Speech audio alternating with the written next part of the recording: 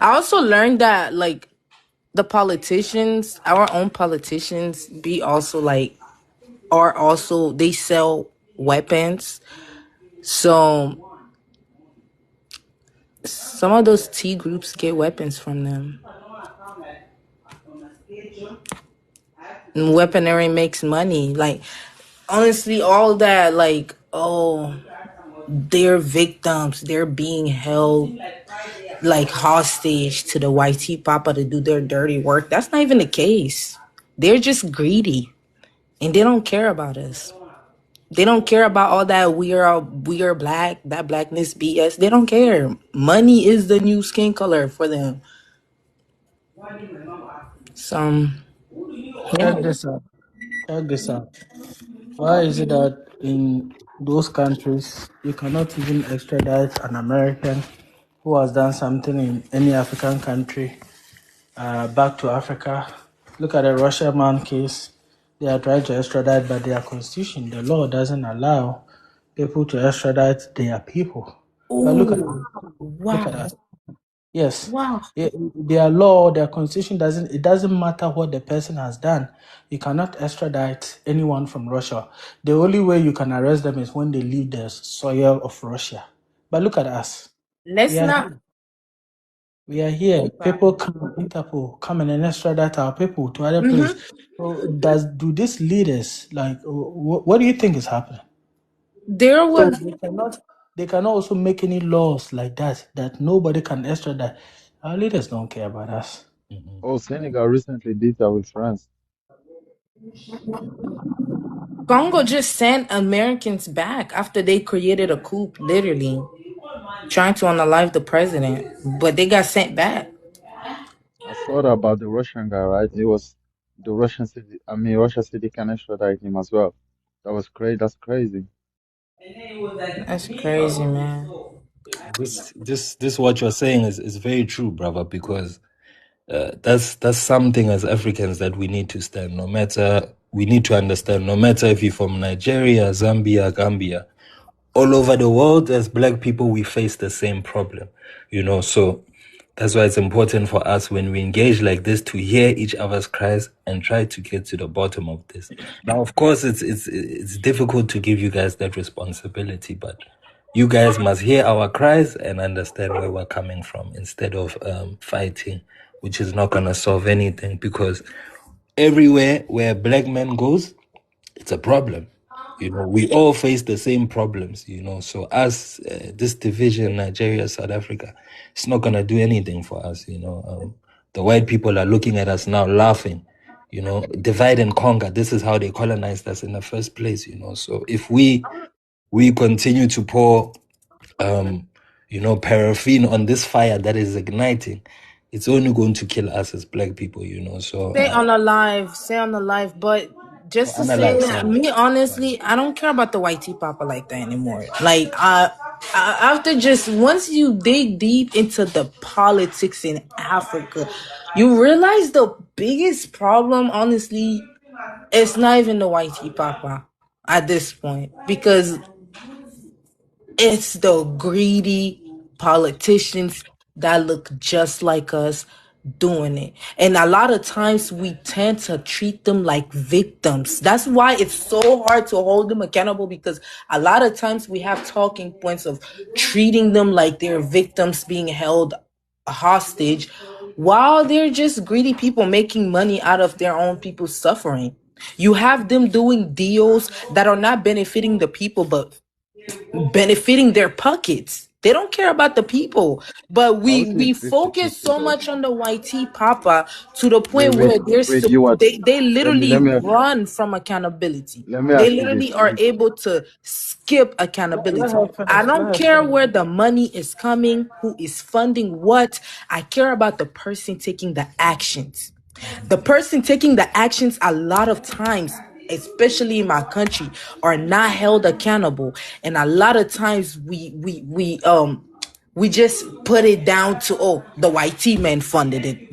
The YT man is actually behind it. When you track that, the fact that our own politicians are also selling pum pums And then the T groups are actually getting the pum-pums from them.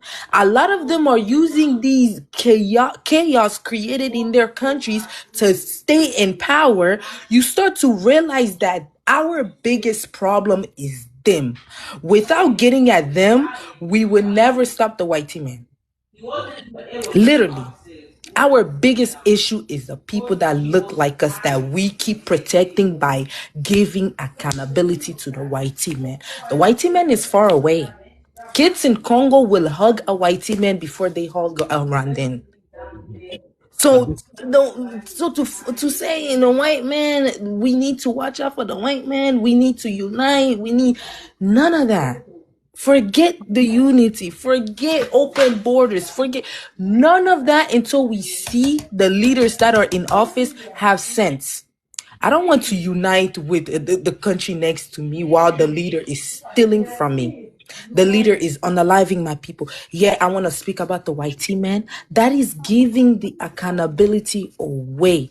We would fix the problem in Africa once we start fixing the black men. Whitey men don't play about traders, but Africa people don't go to jail. You have money in Africa, you're not in jail. So 30 plus years of struggle in Congo by the people who were here before I was even born. They're not in jail because our own black men chose to take money over justice. So the white man in my equation in this 2026, honestly, I'm not seeing him. I'm blind. I'm colorblind to that color right there. The one that look like me that keep taking the money, not giving my people justice for 30 plus years is my biggest problem. That's the only way Africa will move forward. Once we start holding our leaders, our traders, anybody who is choosing money over justice, anybody who is choosing money over peace.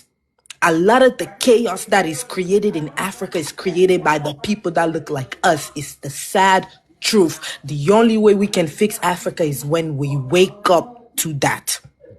That we're gonna keep fighting a blind fight if we're focused on a whitey man who is not there present, while the people who are present are able to run to Europe after creating chaos in Africa for centuries, and we don't even know them. We're so focused on the whitey man. So we need to start focusing on those people that look like us. I should know about them. We should write about them in the history books, because at this point it's not about skin color to me. 100%. I fully agree with what you're saying. I think as Africans we need to hold our leaders more accountable. But I think it's important to understand the root cause. When a surgery is being taken place, the doctor wants to understand what is the root cause to this problem. And for us to ignore, not to say African leaders are doing good. Yes, they're doing a terrible job. We must agree. But you need to look at the root cause. Why are Africans suffering all over the world? This thing is by design. It's not a mistake. It's by design that Africans are suffering. And who is at the root cause? What these people do all over Africa, they get the money, they fund an African president. Why? That's what we call a puppet, so that when black people start to fight, they start to fight amongst each other because they see another black man doing wrong. But you must look at the root cause. Why is this person behaving like this? You see, white people became smart, especially in South Africa, and they saw that apartheid, this thing is not going to work. We need to find another way of enslaving these South Africans, but in a way where they look at another black person and think that's the enemy. It's very important to conscientize yourself as Africans so that you understand this thing. Nelson Mandela, a lot of people around the world, they look at Nelson Mandela as a hero and we give him credit for what he's done. But when you speak to a lot of South Africans about Nelson Mandela himself, you realize the guy was compromised. The guy was in jail for how many years? A very long time. So that's where we have sympathy that anyone who is in jail for that amount of time, of course, at some point they are going to compromise. So that's why it's very important, as you're saying, to hold yourself as Africans liable for many of the things happening in their countries. but it's also important to understand the root cause. You cannot fix a problem without understanding the root cause. You see, and for us to ignore the fact that whitey people, yes, African leaders are doing a terrible job, but who is funding these things? Most of these atrocities around the world. You think the soldiers in whichever country, Sudan, the money just came from the air? Of course not. This is funded by the West. This is what they do, so that's why I think most of the Pan-Africanists are pushing for everyone must go home and empower their African countries, because a stronger Africa is the only way to fight back against this. This is by design. It cannot be that as Africans we're stupid people. I've been listening to many people engaging here. We have intelligent people. We have great intellectuals, as from what I'm listening to. So it means we are capable, but why is it not happening? The whitey, and that's why we always get back to the whitey, because you need to look at the root cause. It's not happening because we keep watching the YT. We literally keep watching. We are wasting our time watching the. If they're paying, Wait, why are you taking the money? where do you what? Where do you what? Yes. If the president of Congo wake up today, right, and say that he want to fix Congo, do you think he will be alive? Do you think he will survive? He will. He wanted He to will. fix Congo. You guess who's unaliving his No, people I'm right now? asking you. No, it's a If he bad wake up example. It's a today, bad example because he's fighting for his life. There is a lot of his planes have been falling. He Rwanda, the person that looked like him, keeps trying to unalive him. the one I So know, how am I the supposed to one that's not focus on even the the white debate. team man when Wait, Rwanda is in my land? Listen, BT. This is why it doesn't make sense to me. You want me you're putting a scenario that is actually happening, created by a black man. It's not created by. do you know what Well, you have to well. know what? Listen. You The root you cause you of this all what? is that.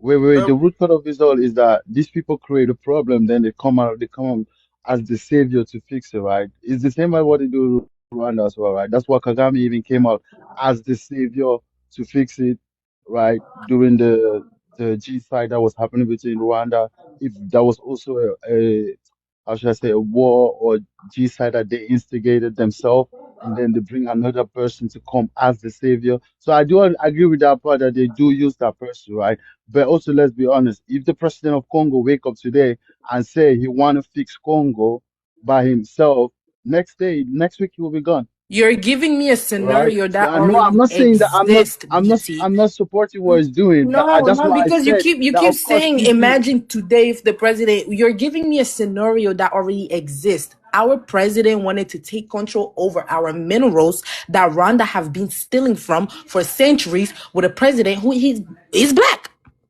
A lot are of you his talking planes about the have same been president that falling. I saw at the He White House? already he already have attempts on his life. Not only that, his people are getting unalived. The children are being raped. A lot of my people are not in their homes as we speak. A lot of my people are running for their lives. A lot of my people are literally being violated, I know that's what's embarrassed. causing the same thing in So Cameroon, right? how Even are though you Congo has telling been me going it for a long imagine time. when it's already happening to my people caused by a black man? That is the thing I'm talking about. Well, This the black shifting. man is the Can I face. The black finish? man is the Can I face. finish? This shifting of accountability is really pissing me off I'm not and it's shifting very outcome. triggering Nobody, because you keep listen, man. it's like it will make it would be way worse if it was the whitey man. So you're giving me a scenario No, that is hell no. happening That's right not what now I'm by a saying. black man. I'm listening to what you're saying, but you're not listening to what I'm saying. It's happening No, right now. My that's why I said president, not only the my blame is president have attempts on 50-50. his life, but his people are being unalived. But you want me to focus on a YT man, which is shifting the accountability from what Paul Kagame is doing as we speak. I don't have to imagine anything that is not happening because it is happening. My people Well, but are listen, being unalived, and is as you bad what? There's as two ways if about it, King right? There's two Leopold ways. was in my country. Listen, there's two ways about it. For the internal issues, that one is the you that can deal it. But external issues, that one is the president himself that have to sacrifice his life for the people. That's why I say if he wake up today and say, okay, I want to do this, he know he will. They will unalive him. So that one is not. Exactly. He's You compromised. understand? Yeah. Mhm. They will unalive him. So and for the most part, listen. There's even one thing that there's one musician that said, Fela Kuti, it's hard to fight for black people, right? Because they might switch on you the next day. It's the same like Kwame Nkrumah. Kwame Nkrumah was the hero, right? But after what happened, they switched the whole population of Ghana against him. That's why he had to flee, right? So once they see a good leader, they either use the people against him or they come themselves unalive him, just like they did with Patrice Lumumba. They could not easily turn the people against him. They came down themselves, the Belgian and the other people, then they do the dirty job. But for Kwame, they had to turn the people against him, right? So you also, the root problem is always, Patrice was okay, I do beaten under, yeah, but by the root people that look like beating on him. being or not, they came and they send the same people and they use him, right? But if I mean, that's why I say the root of the matter is 50-50. As much as we want to blame them, You think is we're as the much only as one who is listen. That's why I dealing say with the internal black no, the people? internal issue We're is us, the youth, that have to wake up and literally go against and on the street and protest and stand against these people, right? But the external one, that one, I don't think that's why I say those are the leaders who will have to sacrifice and say, like what Traore is doing right now, right? He's literally sacrificing his life for the nation. But most of our leaders, they are compromising that aspect. But in that aspect, I don't blame them. He's That's why doing I it mean, working with China and Russia, not working with the African Union. He's not working with ECOWAS. So w- yet again, yeah, he but he's is also working working with with other three other him, countries. Do you the think? Wait, Sahel regions, because he's not alone. Do you think They are working with Burkina other Faso? Yeah, but countries. Burkina Guys, Faso guys, started guys, the whole guys, hype. guys, guys, guys. I don't have one mic. Come on, guy. Please, let's not do this. No, okay. If one person is Wait, let speaking, me just just ask let one him question, land, right? and then I mean, come on, because we Let me are just ask listening. one question. Do you think Yeah. Burkina Faso would have been successful to this extent if they would have not joined together with the other two countries? They're not just working alone. That's what I'm asking you. If They're they would have working not with joined outside one army, forces. I understand. They are every country, right? Once they get out of a situation, they join with other forces. But that's what I'm asking you. Do you think they would have been so successful if Burkina Faso have said, you know what, we are doing our shit our own. Niger say we are doing our thing our own. Of course, at the end of the day, they still have borders, they Why still have would they do everything. their thing But alone the when they fact have that the they are, same mission? yeah, but the fact that they are united, that makes them stronger, all right, but that does not mean that like the guy from Niger just have to move over to Burkina Faso the next day without getting his paper straight. But in general, they have more resources to make for their army strengthen in place of, let's say, just one country, Burkina Faso, say, okay, I'm going to strengthen my army, but they don't, the resources is limited in terms of, right. We are looking at the geopolitics in terms of, listen, if they want to enslave Africa today, they can do that easily. They don't. This nobody. Do you think Russia will come and fight for you? Hell no. The Russians prove it with Venezuela that they won't come and fight for you. Russia is a nationalist. Nobody fight for you. They might give you one or two weapons, but they won't come literally on the ground fight for you. That one they will not do. So at the end of the day, it still take them to stand on the ground together because they know if they get into Burkina Faso, they have Niger, right? So that unity makes them stronger globally. So at the end of the day, I do understand is one part. Let's not get it twisted. That unity will always make us stronger. If Cameroon say for my country say, "Oh, I want to build a militia by myself," they will never be. They will never be that strong to compare with one country, China, that is 1 billion people, or India. Guys, Never. I think myself it is quite clear here that we can be clouded by saying leaders are the ones that we should go for because you will go Why? for for the nearest person. But I disagree. I think we should look at them both. But we need the strategy. It's very important because you cannot just wake up in the morning and say, this is what I'm going to do. it has happened in other parts of the world, but I think consciousizing ourselves with how we behave and how we act is very important, because now, as young as people, as young people, that as young as we are um as a continent, I think we stand a chance of actually rebelling, and our rebellion doesn't have to be violent. It has to be very, very strategic, and there needs to be someone who's gonna rise up as a leader. I've never heard of any leader right now in Nigeria who actually is standing up against what is happening. I'm not saying they are not there, but I'm saying I've never heard of anyone in Nigeria who's vocal in such a way that it has reached the global community. So by only blaming the black man, remember, the black men, they're only most of the time they are selfish in the way they are thinking. But we know that, and we know how we can deal with that. To deal with that is to rise up ourselves amongst the street. But we should never forget. It is a mistake when you are saying, I'm not gonna look at anyone who is sponsoring who's not sponsoring who, because once you don't look at that, you will find yourself being compromised. Because you might find out, look, Mandela was compromised because the decisions that he made. He went and negotiated alone. Hence, we are here. We have the democratic freedom, but we don't have the economic freedom.